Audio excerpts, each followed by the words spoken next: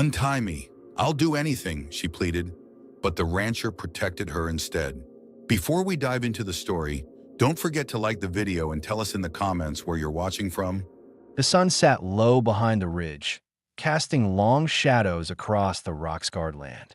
Dust trailed behind the mule cart like smoke, the reins loose in Calder Rye's gloved hand. The old army saddle beneath him creaked with every shift of his hips, but he barely noticed anymore. Pain was a constant, like the ache in his left knee where the musket ball had torn through years back. What he couldn't ignore was how quiet it had gotten. He wasn't supposed to be here. This trail was abandoned for a reason. The trade corral had gone dry after the Baron's men seized the watering rights. But the store in Bisbee was out of salt pork, and this route shaved off a half day. Still, something made his hand drift toward the revolver on his hip as he passed the half-fallen post fencing. Then he heard it, faint hoarse, almost too soft to register at first. "Untie me. I'll do anything." Calder stopped the mule with a sharp pull. The wind kicked up dry grit, but the voice didn't repeat. He scanned the collapsed corral, slanted beams, collapsed troughs, one rotting post still upright. That's where the shape was a T first. It looked like a pile of rags. Then he saw her arms, bare, bruised, wrists twisted backward, tied at the post behind her. Her head hung low, dark hair clumped with dust and blood. He dismounted slowly. Years in the cavalry had taught him not to move fast in strange places.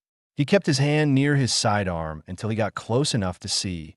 There was no trap, just a woman. Hurt. Left, he crouched beside her. Her skin was bronze but pale beneath layers of dirt. Her breath came in shallow bursts. One eye opened when she felt his shadow. She flinched so hard her shoulders twisted, the rope biting deeper into her skin.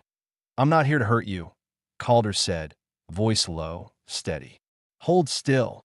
He cut the rope with his knife in quick, practiced jerks. The strand snapped, and her arms fell forward like dead weight. She slumped but didn't fall. Only because he caught her, she didn't cry, didn't speak again. Her body was tense as iron in his arms. Calder saw the torn deerskin dress, beadwork still clinging to some seams. The neckline had ripped open across one side, showing bruises on her collarbone. Her legs were scraped raw. Rope marks circled her ankles. She didn't try to cover herself. She just looked at him like a beaten animal, waiting for the next blow. Calder swallowed. His jaw tightened. His fingers flexed around the back of her arm once. Not hard, just steady. Then he lifted her. She tensed. A small gasp slipped out. Not from pain, from the fear that he was going to take what others clearly had already tried to. But Calder just carried her to his horse. The mule cart was full, so he lifted her onto the saddle in front of him, wrapped his old coat around her bare shoulders, and mounted up behind her. She didn't speak, didn't ask questions, just leaned into him slightly. When the horse shifted forward, he rode faster than usual, the reins in one hand, the other arm holding her upright. The sun dipped behind the hills. Coyotes howled far off. The wind turned sharp. His mind turned too, kept circling back to what kind of man left someone like her behind. She looked young, maybe 24. Apache by the braid and feathers still tangled in her hair. Left here to die, chained like livestock. Whoever did it might come back, he thought. And if they did, she'd be dead before another soul passed through it. He took her home. His cabin sat at the edge of a rise in the land. A single-room dwelling with a stove, cot, table, and a shelf with 2 plates. He hadn't shared it with anyone in 4 years. Not since his younger brother, Micah, was shot during a border raid. Calder had been out scouting cattle paths. Should have been home. Guilt didn't fade. It just settled deeper. He laid the woman down on his cot gently, placing a folded saddle blanket under her head. She stirred, eyes fluttering. Then she grabbed his wrist. He froze. "Don't," she whispered, barely audible. "I'm not touching you," he said quietly. "Just fixing the blanket." She didn't let go, not for a few seconds. Then her hand dropped away. Calder stepped back. He lit the stove and dropped firewood inside, struck a match, and waited for the heat to spread. The room glowed soft with orange firelight. She looked small on that cot, smaller than she had on the horse. But her eyes were wide open now, watching him. She didn't speak. Neither did he. He moved to the table, turned his back, and gave her time to adjust. When he finally looked again, she'd pulled the coat up to her chin, one eye still fixed on him. "Name's Calder, he said, voice level. "This is my ranch. Closest town is 10 miles. Nobody else lives near here." No response. "You're not chained anymore. You'll be safe here. You can leave when you're ready." Still nothing, but she blinked. Once, slowly, and pulled the coat tighter. That night, Calder didn't sleep in the cot. He took the chair near the stove, dragged a blanket over his lap, and set his revolver on the table beside him. The fire cracked low. The woman didn't sleep either. Not fully.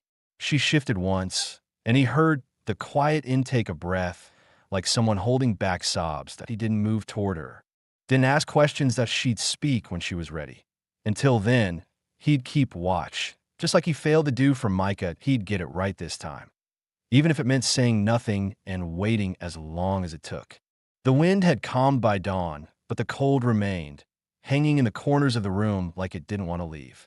Calder stirred in the chair near the stove, blanket still over his lap, one hand resting near the butt of his revolver out of habit.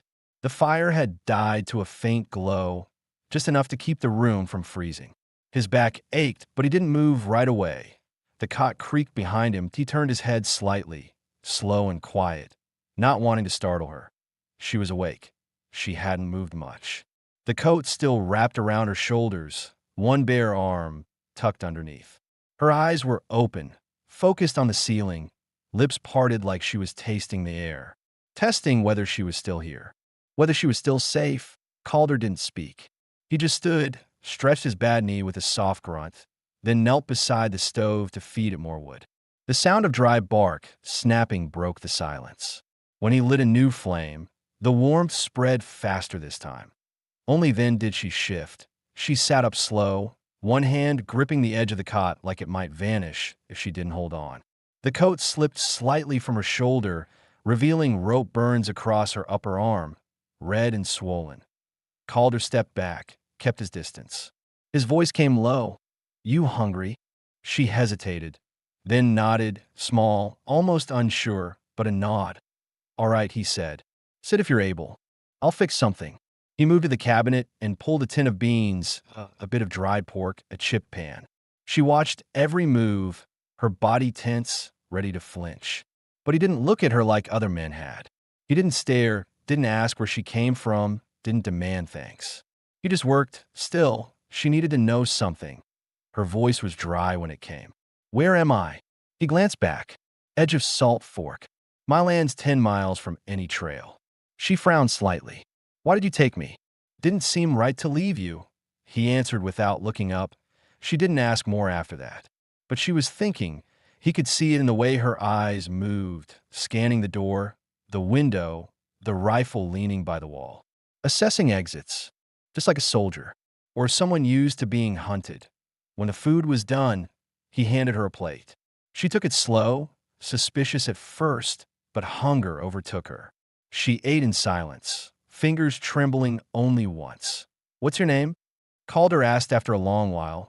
"Naya," she said, voice steadier now. He nodded. "You remember how you got there?" She nodded, slower this time. "I refused a man," she said. "Land baron's son. They took me. Said I'd change my mind after some time out in the sun." Calder said nothing. He didn't need more details. He'd seen enough border justice to know how it worked. Some men used power like a whip. The law didn't reach far past the mining towns, and no one came running for an Apache girl, not even if she was starved and half dead. "You got anyone still looking for you?" he asked, not unkind. Naya shook her head. "They gave me to him. Said it was better than war." Her voice didn't break. It didn't rise. It was flat, as if rehearsed 100 times in her mind. Calder took that in. He didn't press further. "You can stay here," he said instead, voice quiet but clear. "Not a prisoner.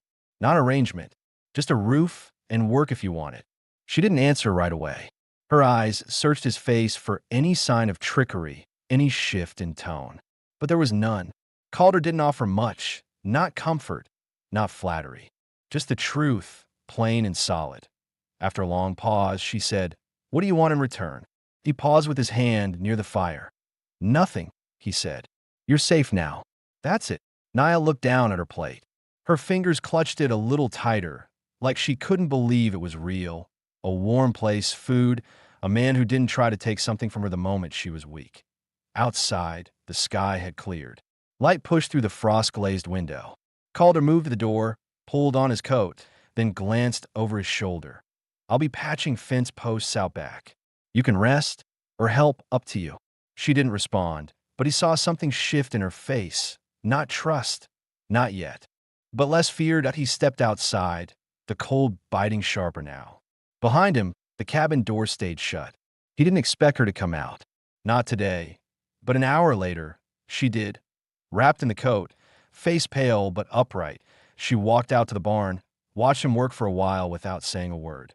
She didn't offer help, didn't ask questions, just stood close enough for him to hear her breath. For Calder, that was enough. She was still here. And for now, that meant he hadn't failed her. He wouldn't. Not this time. The morning sun stretched low and cold across the dry ground, casting long shadows behind the posts that marked the western edge of Calderai's land. He stood beside the fence line now, sleeves rolled, a half-split log propped against his knee. The rails had been loose since the last windstorm. He'd ignored them until now. But with someone else living under his roof, even temporarily, the land had to hold. Behind him, Naya moved slowly across the frost-crusted grass, wrapped in his coat, her bare feet stiff but steady. She hadn't said she was coming. He hadn't asked, but she was there. She stopped a few paces from him, holding a hammer and a dented tin of nails from the barn wall. She didn't meet his eyes. I saw the posts leaning, she said. Calder nodded. Yeah. He took the tools from her wordlessly and got back to work. She stayed. They didn't talk for the next hour. He pulled rotten planks, she stacked them. He held the new ones steady while she drove the nails. Her hands weren't weak, blistered, yes, but used to work. Every movement she made was precise, almost cautious, like she was always bracing for something sudden and cruel to happen. Calder noticed, but he didn't point it out. That'd be why the fourth post, she spoke again. You said this land's 10 miles from the trail. Why'd you stay out here? He didn't stop working. Not much back in town for me, he said. This land was my brother's. After the war, we filed for it together. He died 3 years ago. She looked toward the hills. Raid? No, Calder said. Bandits. Took a wagon team. Left him for dead when he got in the way. Naya was quiet after that. But now she understood why he kept the place alone. Why the fence hadn't been fixed in a while. Why he kept a revolver next to the stove, even when sleeping. He spoke again, this time without looking up. And you? Naya hesitated. Her voice came low. I was promised to a man. I refused. He told his father I insulted him. Said I was violent. Her eyes stayed on the post she held. They beat me in front of the council. Said it was for peace. Gave me away to the land baron's son, so there'd be no more fighting. I ran once. He found me. Next time, they chained me to the corral. She didn't sound angry. Didn't cry. But her hands shook faintly. I don't want pity, she said flatly. You don't have it, Calder replied. Another post was set. The wind picked up a little, pulling her hair across her face. Calder glanced toward the sun. Still a few hours before it warmed enough to melt the frost. He handed her the hammer again.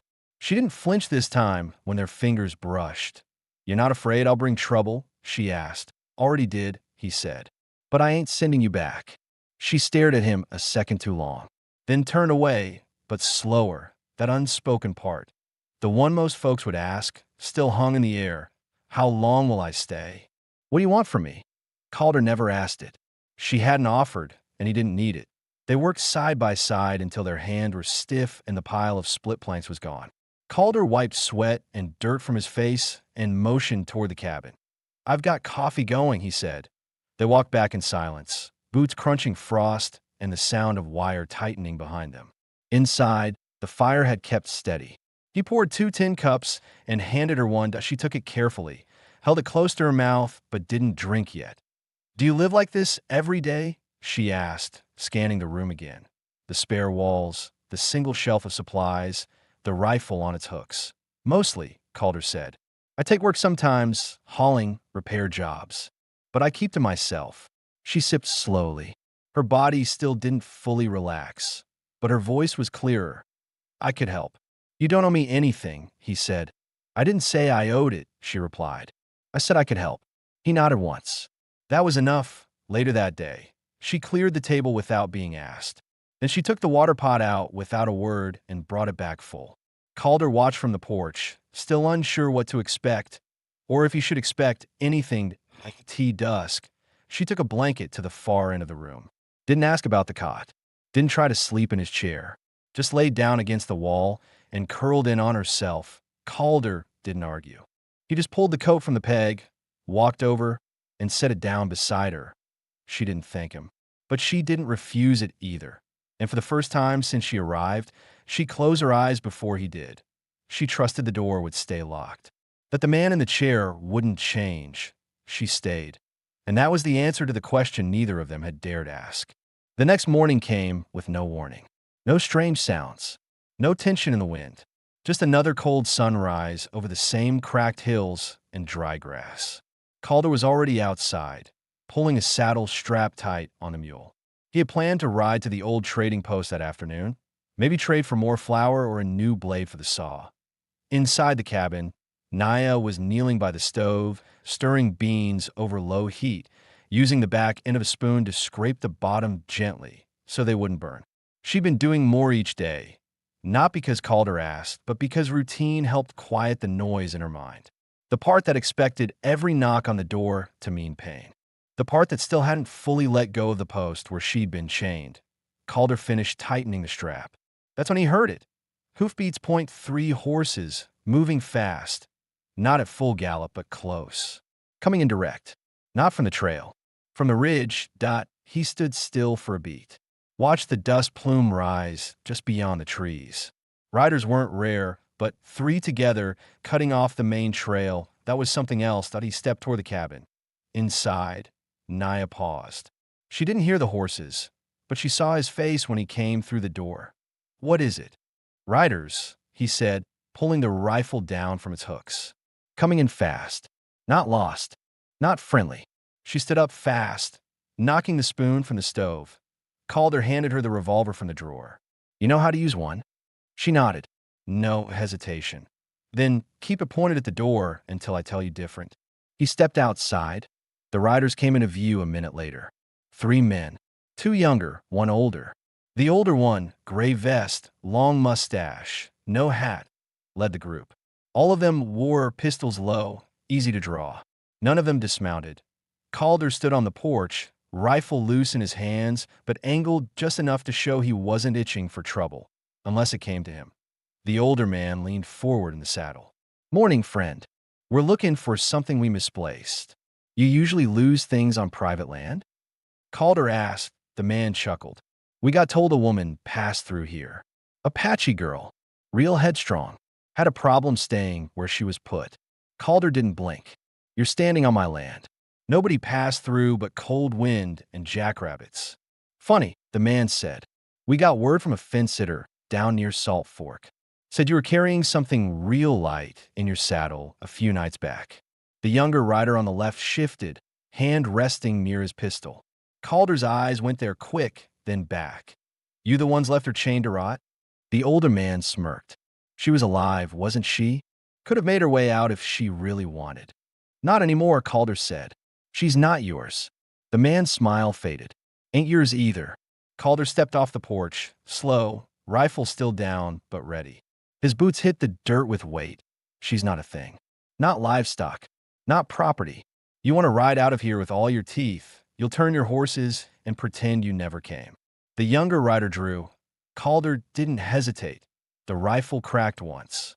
The younger man's shoulder exploded backward, his pistol flying from his hand. He screamed and fell off the saddle. The others reached for theirs. Calder dropped to one knee and fired again. The second shot missed, but close enough that the man's hand froze mid-draw. "Go ahead," Calder said, voice steady. "You'll get your gun out, sure, but you won't get it up before I put the next round through your throat."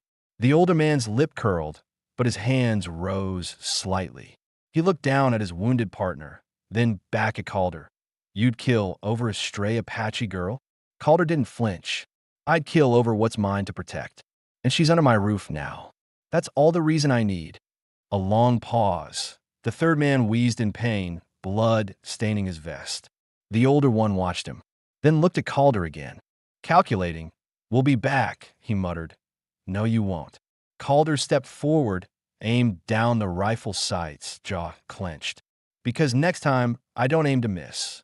The man spat in the dirt and turned his horse. The others followed, one of them holding the reins of the wounded man's horse while he limped alongside. Calder didn't lower the rifle until they were out of sight. Inside the cabin, Naya hadn't moved from the window. Her fingers still clutched the revolver, but it trembled now. She had heard every word, every shot. When Calder stepped in, she set the gun on the table and backed into the corner. Not out of fear, out of something heavier. "You could have died," she said, voice tight, "but I didn't. You don't know me. You didn't know me that." Calder sat in a chair slow, chest still rising and falling. "They chained you like an animal. I don't let things like that stand." She looked at him, really looked, trying to understand. Trying to believe that a man could do something like that with no reward, no debt, no reason beyond it being right. "Are you angry at me?" she asked, almost whispering to Calder's brow furrowed. "Why would I be?" "Because they came for me." He leaned forward. "They came because of what they did to you," he said. "Not because of anything you did." She didn't speak. Her jaw worked hard like she was trying to keep something inside. Calder stood again. "Come with me." He led her outside to the porch. The dust hadn't settled yet from the horses, but the air was clearing. "This land doesn't owe them anything," he said, voice low. "Neither do you." She stood beside him, shoulders tense, lips tight. Then she nodded, slowly. And for the first time, she didn't look back toward the hills. She looked forward. The sky turned to slate gray by mid-afternoon, and Calder didn't like the look of it. Winter weather in this part of the Arizona territory could shift without warning. Dry and biting one day, soaked and brutal next. He stood in the barn doorway, eyeing the low clouds pulling in from the north, the kind that didn't pass quickly. Naya was gathering the hens, ushering them into the coop. She'd been quiet all morning, but more focused than withdrawn. Since the shootout, she hadn't asked to leave, and Calder hadn't said a word about her staying to IT was unspoken now, like everything between them. The storm hit fast. Wind first, sharp and loud, slamming the barn doors and kicking dirt up in their faces. Calder worked faster, checking the roof for loose boards, pulling down the canvas tarps, weighing them with stones. The fencing they'd fixed was holding, but the barn roof had a gap near the northern edge. He climbed up with a hammer and a strip of timber, determined to cover it before rain turned to ice. Naya stood below, watching with tension in her shoulders. "You should wait till morning," she said. "It's coming hard." "Won't wait that long," he replied, teeth clenched as he crawled toward the weak section. "If it gives, the animals freeze." Naya didn't argue, but she didn't leave either that he was halfway through securing the second board when the edge of the roof shifted under him. Too much weight on the wrong plank. He tried to adjust, but his foot slipped. He caught himself with one arm, but the sharp edge of the broken timber cut deep into his side. The pain hit fast and hot that he dropped the hammer, his breath catching.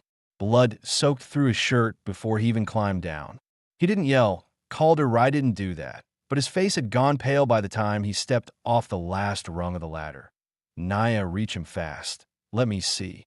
"It's fine. You're bleeding through your coat." He didn't argue after that. Just let her lead him inside, arm over her shoulders, breath shallow. Once in the cabin, she pulled the stove door open and threw in fresh wood, then helped him to the chair, yanking his coat off gently. She used her own knife to cut away the fabric. The wound ran from his ribs to his hip, not deep enough to kill, but bad enough to make standing hard. Naya didn't flinch. She set water to boil, tore clean cloth from a sheet, and started wiping the blood away. Calder watched her as she worked, her brow furrowed, jaw set. She didn't ask what to do. She just did it. "You know wounds," he said, voice thin. "My uncle taught me," she replied. "We didn't have doctors." She cleaned the gash with firm hands, then pressed a strip of boiled cloth to it. Calder hissed through his teeth, but didn't pull back. "Keep breathing," she said. "You're not dying." He chuckled under his breath. "You sound sure." "I've seen dying," she said. "You're just hard-headed." She bound the wound with tight, practiced hands, then stepped back, arms crossed. You're not fixing that barn again until your side closes. He met her eyes. You giving orders now? If I have to. A silence settled between them. Not heavy, not awkward. Just real. You saved me, she said after a moment. Now I save you. He looked at her, eyes softer than she'd seen before. I didn't save you to get anything back. I know, she said. That's why it matters. She helped him to the cot, pulled the blanket over him. He tried to sit up once. She pushed his chest down gently.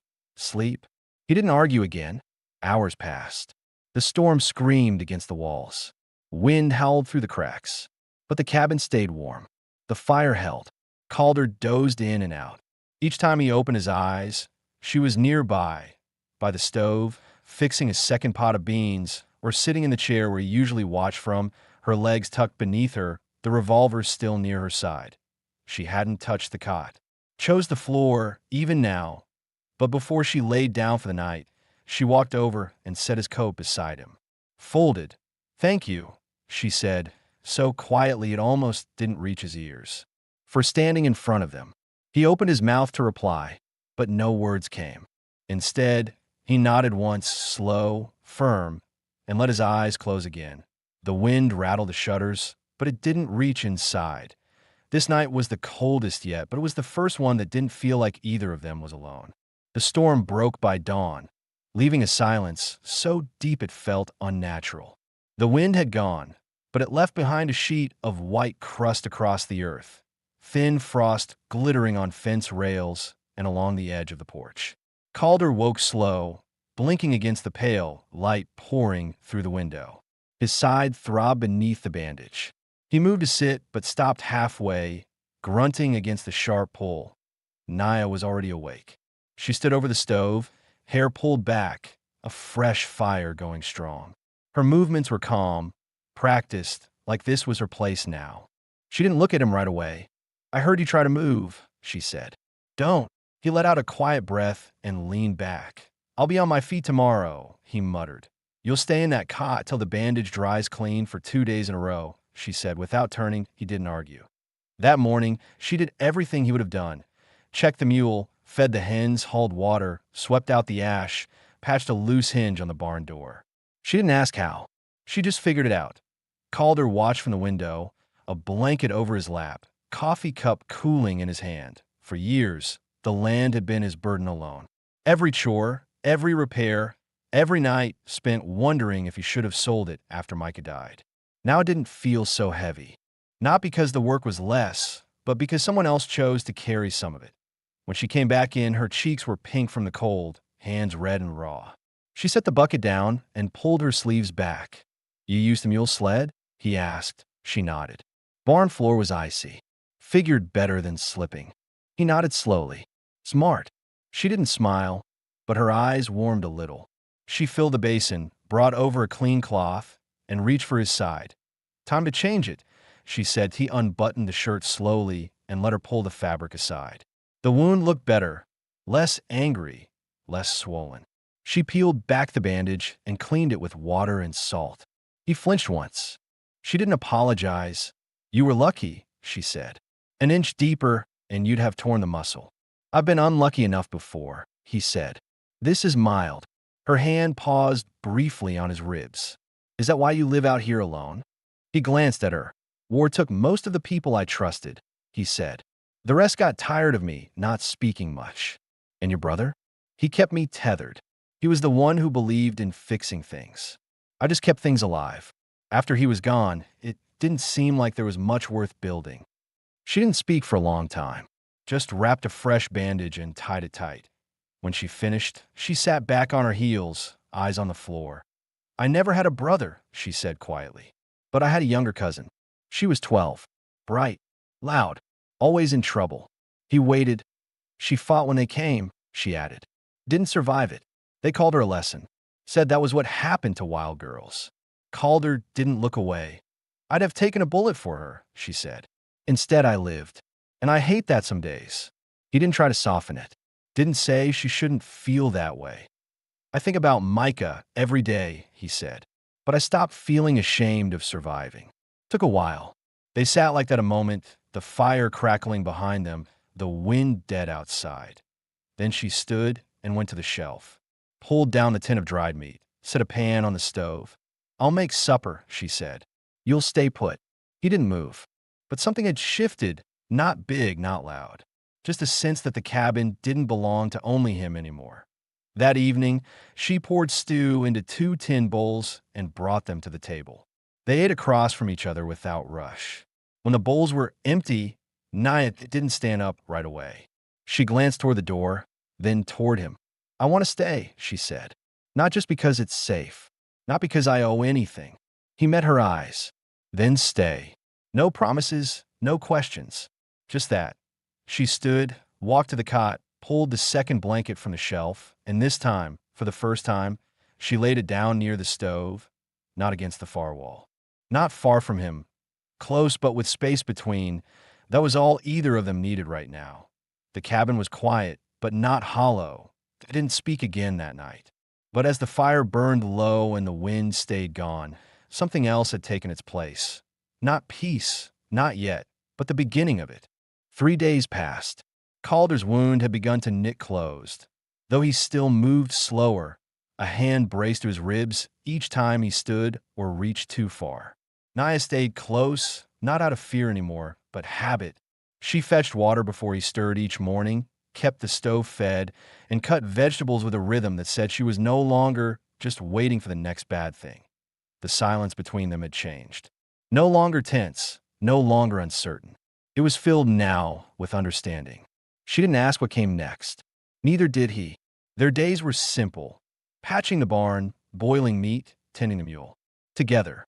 As if they'd been doing it for months instead of days. But on the 4th day, the peace cracked. Naya was outside, scraping eyes from the water trough with the back of a tin plate when she saw it. A single figure on horseback, coming down slow from the ridge, not on the trail, but cutting across the scrub. She stepped back fast, her breath caught, eyes narrowing. The rider was too far to make out. No flag, no wagon, no pack mule. Just one man on a dark horse, heading straight for the cabin. She stepped inside. "There's someone coming." Calder looked up from the table, where he was sharpening a blade. "One or more?" "One. Just one." He stood, slow but steady, and took his rifle from the hooks without a word. Naya grabbed the revolver from the shelf. He stepped to the porch. The wind picked up just enough to carry sound. The creak of the saddle. The click of hooves on hard earth. The man rode closer. Calder raised the rifle, not aiming yet. Just ready. The rider didn't speed up, didn't call out. When he reached the outer fence, he stopped and lifted a hand. Calder squinted. "Name yourself." The man pulled back his hood. Young, maybe 30. Dust on his coat, rough beard, scar across his lip. "Name's Breck," he called back. "Ain't looking for a fight. Just looking for the girl." Calder's jaw locked. "She's not here." The man leaned forward. "My brother's the one you shot in the arm. He's laid up but not dead. He sent me to collect what's owed." Calder raised the rifle 1 inch higher. "You come to collect, you better have brought 6 men. And even then, you'll need twice that to take a step past the fence." "I don't want her," Breck said. "I want what she took." Behind Calder, Naya appeared in the doorway, revolver hidden in her hand. "I didn't take anything," she said, voice cold and clear. "They just want a reason." Breck's eyes flicked to her. "You ran," he said. "That's enough for them." Calder stepped forward, rifle raised now. "She's under my roof." "That means you don't speak to her." Breck held up both hands, mock casual. "You're going to keep drawing lines for her? How long you think it's going to hold?" "Long as I'm breathing." A long silence. Then Breck nodded, turned the horse. Before he left, he called over his shoulder, "They ain't sending me next time." Calder didn't reply. He waited until Breck disappeared back over the ridge before lowering the rifle. Naya stood behind him, the doorway framing her like a question she hadn't asked yet. Inside, she paced once, then twice, then turned. "They won't stop." "No," Calder said. "They won't." She looked down, lips pressed tight. "You don't have to keep putting yourself in this." He stepped closer. "You're not just someone I rescued. You're not a burden. You live here now." She didn't answer, but her breath slowed. "There's a back trail," Calder said. "Old mining path. If you wanted to go north, vanish, no one would follow." She stared at him hard.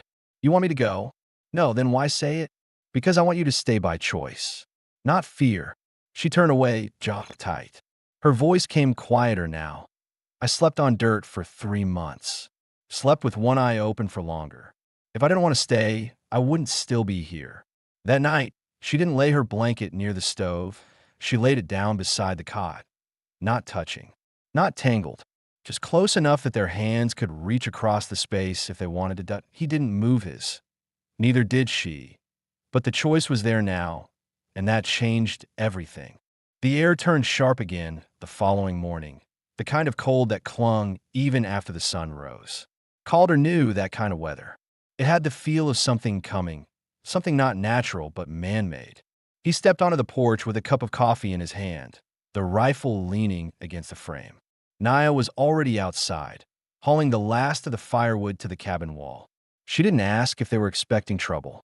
She already knew. They had spent the night in silence, not from tension, but from a kind of steady agreement. If Brett came back, it wouldn't be to talk. And this time, he wouldn't come alone. Calder had already placed 3 extra rounds on the table. The revolver had been cleaned. Naya had checked the sight on his rifle herself. Around midday, he walked the line of the property, checking the fence, the outbuildings, the corners of the barn where someone could crouch in shadow. Every motion came with a tug of pain in his ribs, but he didn't show it. He couldn't afford to. Back inside, he saw her laying thick logs in the stove and cooking beans with salt pork. No words, just movement. She was steadier now, her shoulders squared, her chin lifted in a way he hadn't seen since the day he found her tied to that post. I reinforced the side door, she said. I saw. They ate quietly, the fire snapping beside them. Outside, the wind picked up, and by late afternoon, hooves thundered down from the Ridge Point 4 riders. Calder stood, checked the rifle once more, and walked out onto the porch. Naya stood behind him, a loaded shotgun in her arms. He didn't tell her to stay back. The lead man was Breck again. This time he had 2 riders flanking him and one behind. The one in the back wore a long oilskin coat and a wide hat low over his face. The kind of man who didn't speak unless something needed ending. They didn't dismount. Breck called out first. You had time to think it over. Thought maybe you'd come to your senses. I already did, Calder replied. You're not getting her. Or anything else. The man in the oilskin coat spoke up. His voice was cold, precise. She was sold into contract. That makes her indentured under the law. Calder stepped down from the porch.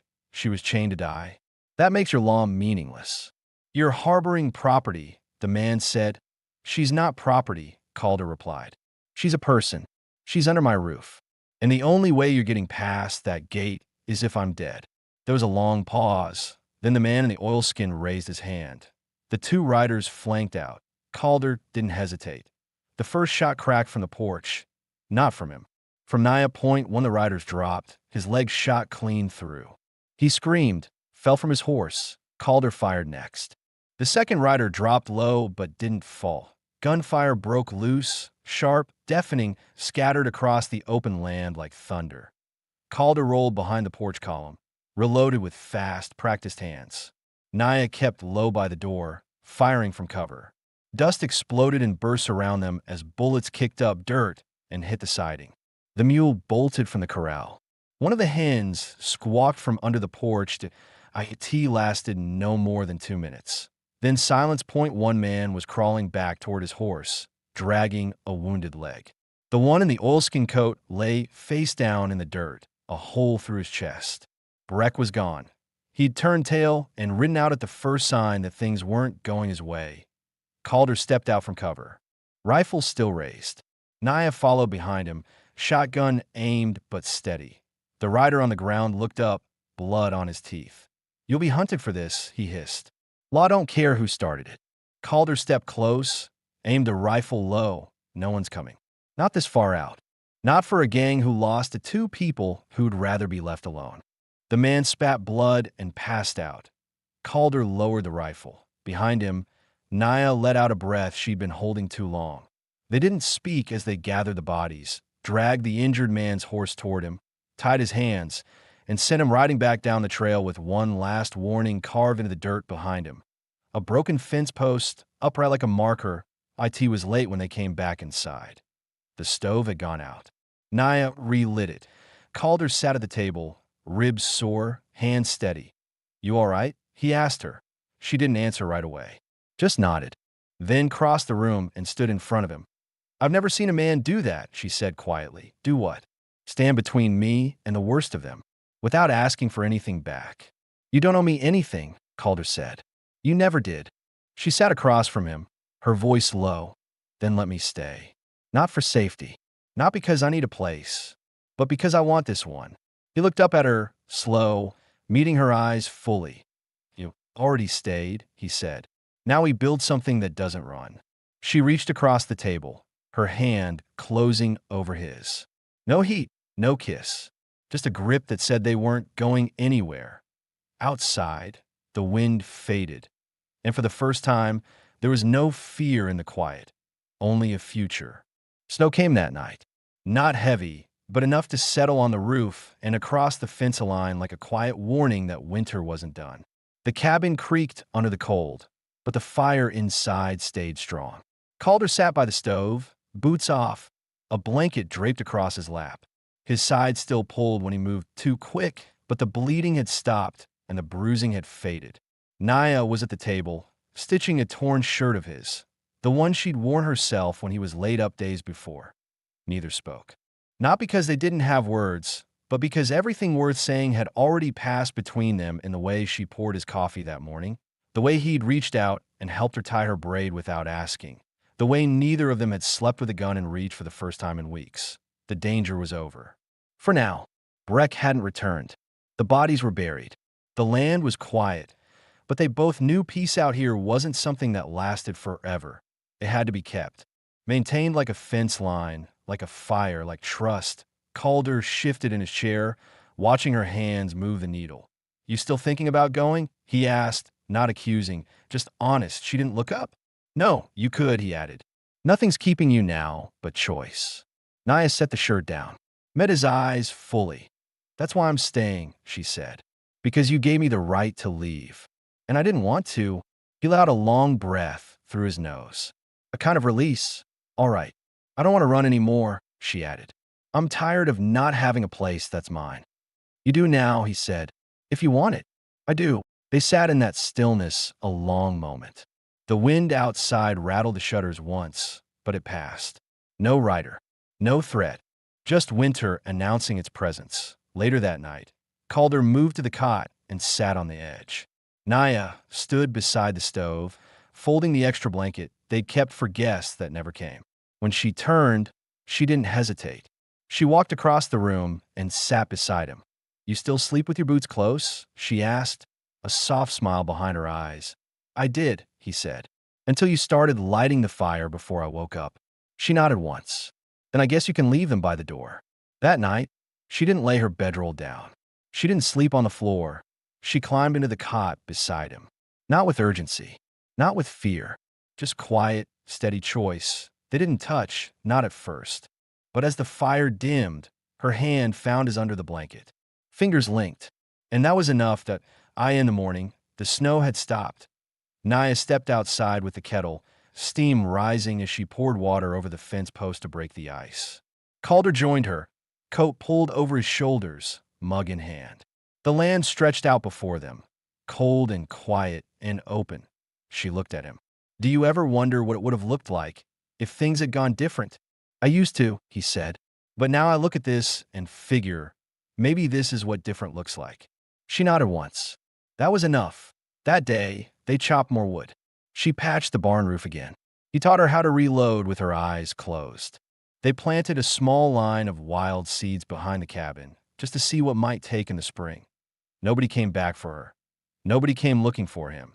And in the stillness of that life, they both learned something new, not about fighting or surviving, but about staying, about letting someone near without expecting loss to follow in big declarations.